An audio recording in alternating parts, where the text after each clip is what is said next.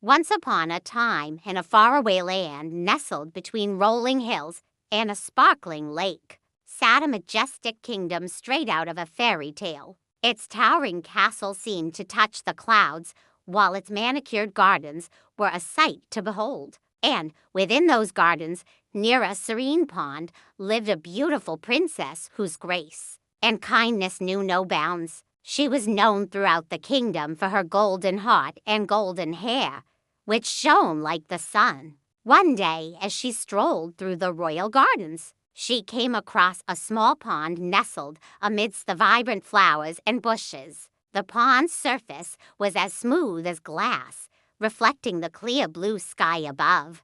But it was what lay beneath the surface that truly captivated her attention. There on a large lily pad sat a frog, but not just any frog. His eyes twinkled with wisdom, and his gaze seemed to hold ancient secrets. As the princess approached, the frog noticed her coming, and with a gentle croak cleared his throat. Hello there," he said politely. "Might you please assist me?" Startled by the frog's sudden speech, the princess initially jumped back. However, intrigued by the frog's earnest eyes, she couldn't help but ask, "How can I help you?" "Merfrog, you see," the frog began, his voice raspy yet charming, "I am under a terrible curse. Only a kiss from a maiden as pure of heart as you could break it." The princess, moved by the frog's tale, felt a surge of sympathy. Yet she couldn't bring herself to kiss a frog,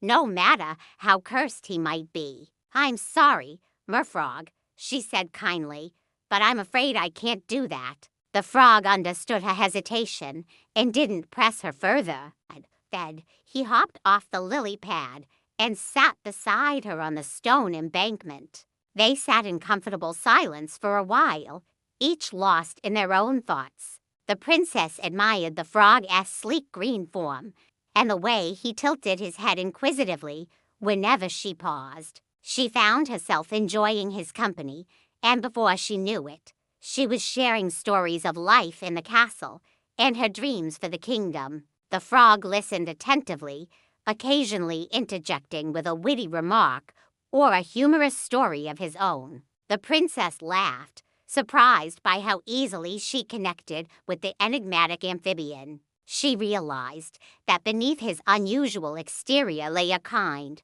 intelligent creature worthy of her friendship. As the sun began its descent, casting long shadows across the garden, the princess knew it was time to return to the castle. She stood up, a little reluctant to part ways with her new friend.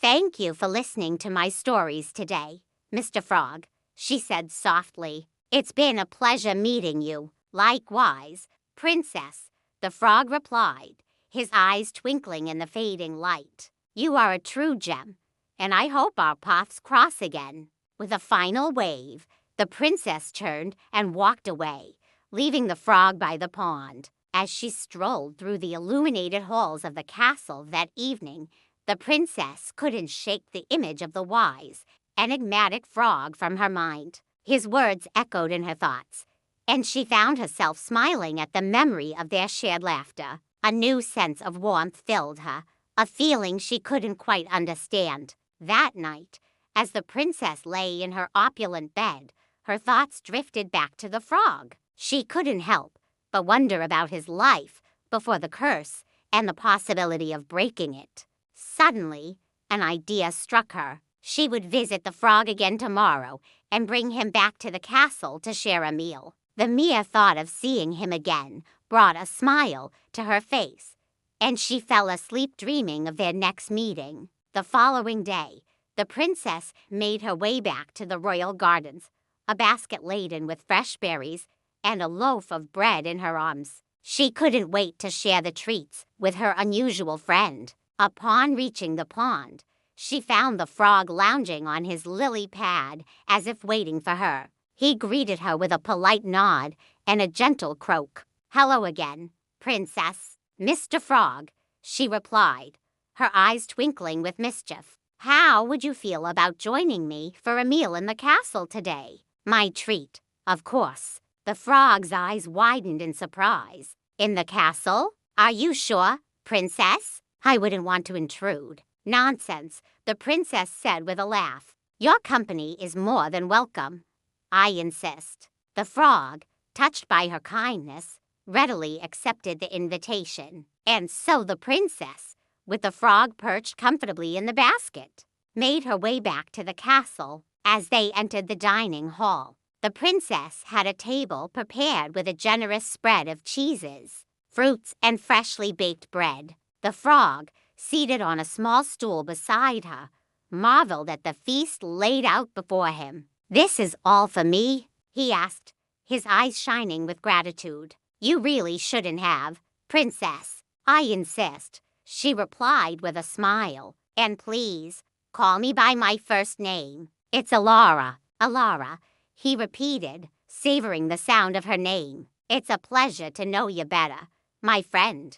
They spent hours talking, sharing stories and laughter over their meal. The frog discovered a fondness for cheese, and the princess learned of the frog's love for poetry. He recited verses that spoke of bravery, loyalty, and true love, and she found herself captivated by his resonant voice. As the evening drew to a close, the frog, his belly full and his heart content, thanked the princess for the wonderful day. He hopped onto her hand, his cold, smooth skin sending a shiver down her spine. I must return to my pond now, Alara, he said with a sigh. But what a day it has been.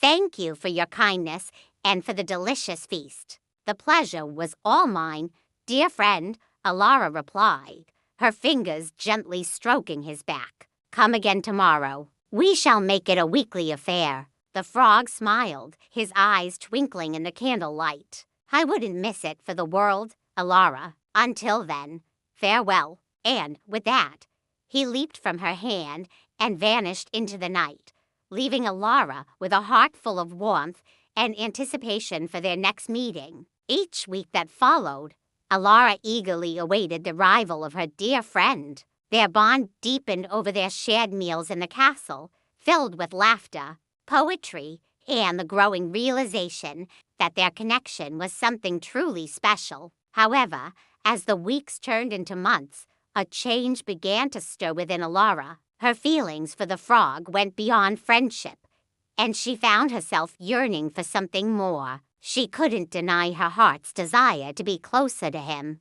to understand the mystery that lay beneath his enchanting eyes. Yet the thought of kissing a frog still made her uneasy, so she kept her feelings hidden, fearing that they might jeopardize their precious bond. One evening, as they sat together in the dimly lit dining hall, the frog seemed unusually quiet. Alara, noticing his somber mood, reached out to touch his hand. What troubles you, my friend? She asked softly. The frog looked up, his eyes filled with a deep sadness. My curse, Alara, he whispered. It seems my time is running out. I fear I may not have much longer to stay with you. Alara's heart sank at his words. The thought of losing her dear friend sent a pang of sorrow through her. She wanted to tell him of her undying love, but fear held her back. Instead, she offered words of comfort, hoping to ease his pain.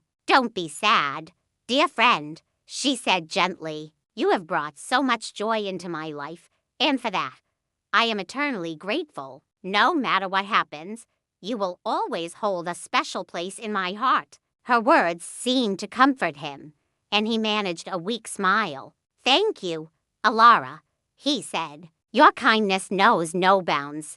If only I could be with you without the shadow of this curse hanging over me. As if sensing his unspoken longing, Alara's resolve began to waver. She realized that she couldn't bear the thought of losing her dear friend to his curse. Taking a deep breath, she leaned closer to him, her eyes shining with determination. The frog looked up, his eyes filled with disbelief. You would do that for me, Alara? I can't begin to express the depth of my love for you. The news of the prince's return and his love for Alara spread like wildfire throughout the kingdom, igniting a celebration that echoed through the ages. The castle courtyard became a sea of dancing figures illuminated by thousands of glowing lanterns. Music filled the air, laughter echoed, and the joy of the occasion knew no bounds. As Alara and the prince danced beneath the starlit sky, she knew that their love story, born from an unlikely friendship, was destined to become a legend.